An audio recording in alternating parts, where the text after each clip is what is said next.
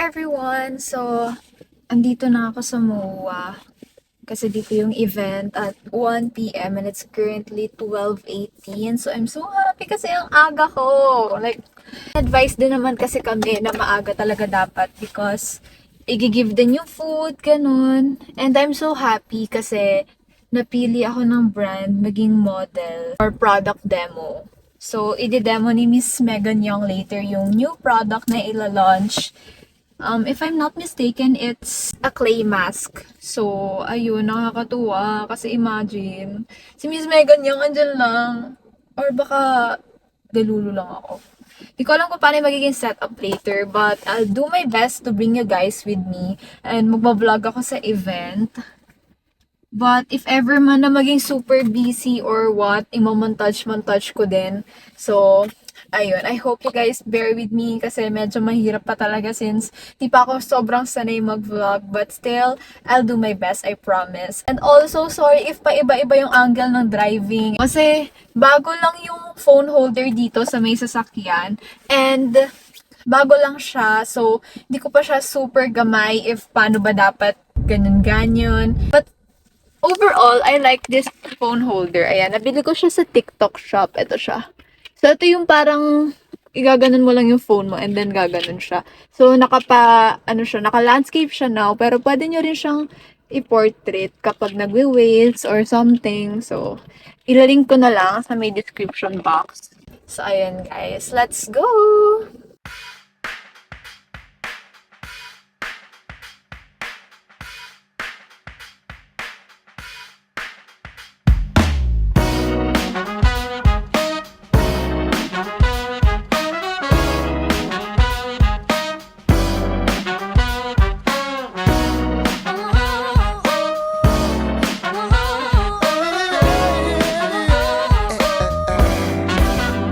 Looking for someone, that perfect girl, who can take our hand and help us see the world.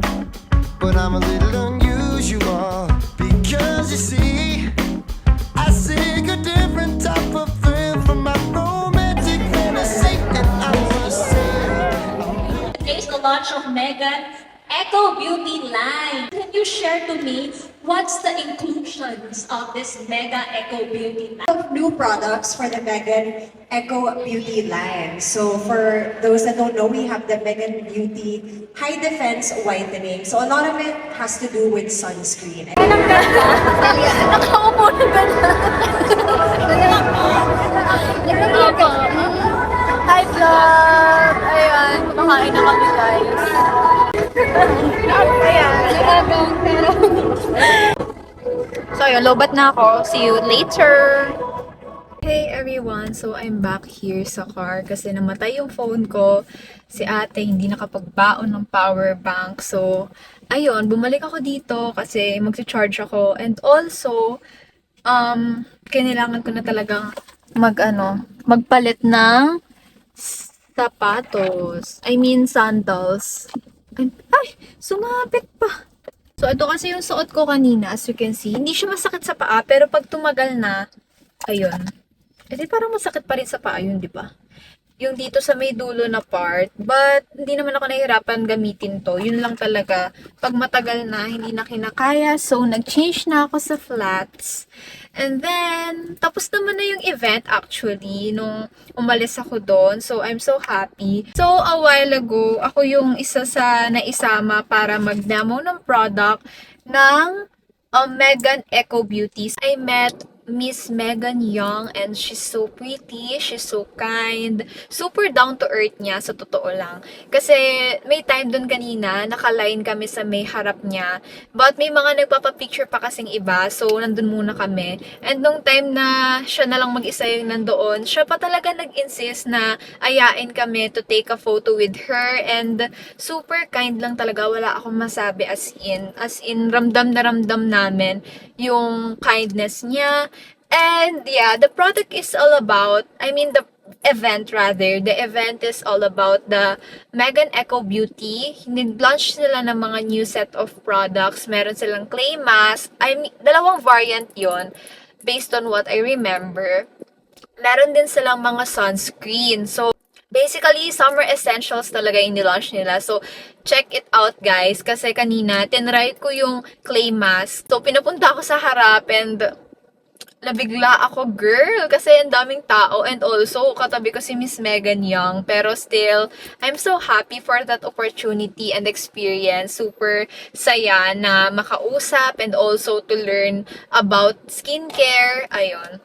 So, kanina tinry ko yung clay mask. That's the green tea. Super soft ng pagkakaglide sa balat ko. And take note, may makeup pa akong suot nun, guys, ha. May foundation ako, may powder ako, may blush and contour. But still, nung glinide ko siya, hindi siya malagkit, hindi siya naghalo sa makeup ko at all. And super nagandahan talaga ako sa performance ng product.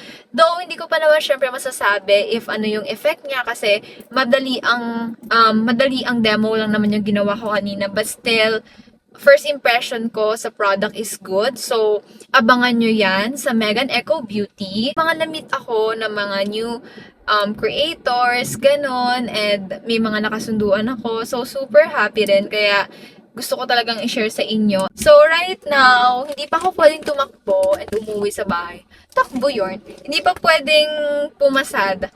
Pasad! Hindi ko pa pwedeng magamit tong sasakyan and ilabas kasi mauhuli ako because it's Friday and coding yung car namin. So, 5 to 8 yung coding. Mag-iikot-ikot na lang muna siguro ako sa MOA and maybe I'll end the vlog here na kasi baka mahaba na rin masyado and wala naman na akong gagawin doon. Magpapalamig na lang, inom-inom, dessert, and such. So, yeah, samahan nyo na lang muna akong mag-retouch. Kasi yung part na yan, as you can see, wala na siyang makeup at all. Because nung nag-product demo ako, syempre, kailangan i-remove yung clay mask. Alam nga naman may green ako dito. Tapos ito, dito lang yung maayos, diba? So, tinanggal ko siya. I used this wipes. It's the makeup remover wipes from Bare & Bliss. Ito yung Mary Mori nila. And ito, super ganda nito kasi isang swipe mo pa lang. As in, kita mo talaga yung product, kita mo talaga yung makeup na nagme-melt sa face mo. And also, gentle lang siya. It has a scent, but very, very mild lang. And nawawala naman siya agad. So, ayun, if you're looking for a makeup remover na okay siya, also handy. So, nagkasya siya sa bag ko na to. Ayan. And then, ang dinala ko lang is powder. This is from Lucky Beauty. So, hindi naman na ako pawis and wala naman ako nakakapang oil. Lalagay muna ako ng tint para hindi tayo parang walang kulay. What's the word? Para hindi tayo maputla. So, this is from BLK in the shade Cherry. Ito yung lip and cheek water tint. So, this is not so pigmented. So, as you guys can see, ganyan lang siya. Diba, 4 na dots yata yung nilagay ko kanina. But, subtle lang talaga yung effect niya. Good thing naman, it's buildable. I recommend this for beginners na hindi masyadong sanay sa mga tint, lip and cheek tint. Dito muna kayo. So, there you go. And then, the powder. I'm using the Lucky. Bakit ang labo? Well, ay, natanggal na pala kasi yung mark niya. But it's from Lucky Beauty. In the shade Shell. Ito yung Skin Blur Powder Foundation nila. And if you're looking for a powder na talagang may coverage, this is it. Though, ang downside lang talaga sa kanya na napansin ko is gusto ko siyang tinataktak medyo dito yung excess kasi once na napat ko siya ng yun lang, parang ang hirap na niyang i-blend and namumuo siya. Sa part ko lang ha, not sure if ganun din siya sa iba. But still, ginagamit ko pa rin kasi maganda naman yung coverage niya. And eto na yung ginagawa kong pang set. Since yung loose powder na meron ako sa bahay, I think that's from Nichido. Not sure sa brand ha. Pero meron kasing flashback sa akin yun. So, ito, wala. Ito na lang. If I'm not mistaken, meron din yatang SPF to. 20 yata. I'll recheck, guys. So, ayan, tinan nyo. Super nakaka-fresh lang siya. And hindi ko alam kung hindi ko lang alam gamitin yung mga loose powder.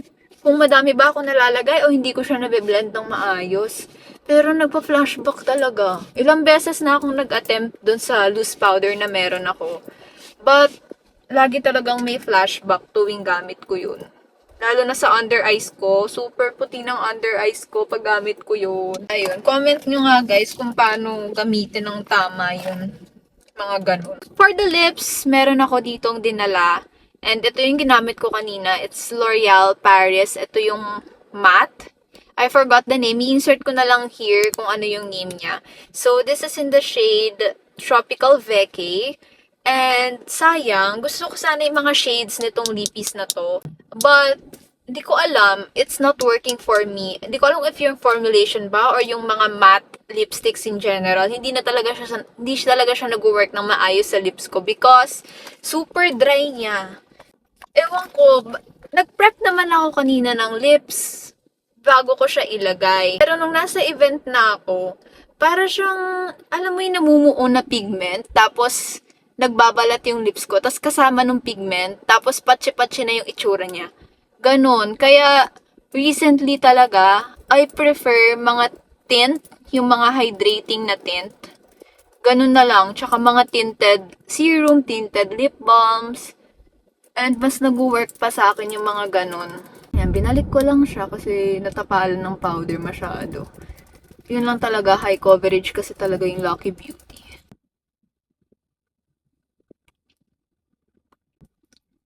So, there you go guys. Ayan lang, okay na tayo dyan. So, yung mga products nasa description box. If you want to check, ayan, doon nyo na lang hanapin. Ililink ko sila doon. And, ayan, dumidilim na.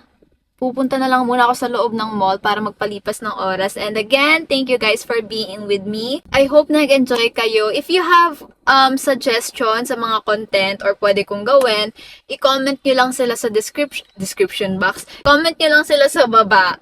Okay, so I'll do my best na magawa sila. Thank you so much for watching. Don't forget to subscribe, share, and like this video. And comment lang kayo dyan para makapagchikahan tayo sa baba. So that's all. Thank you. Mwah, mwah.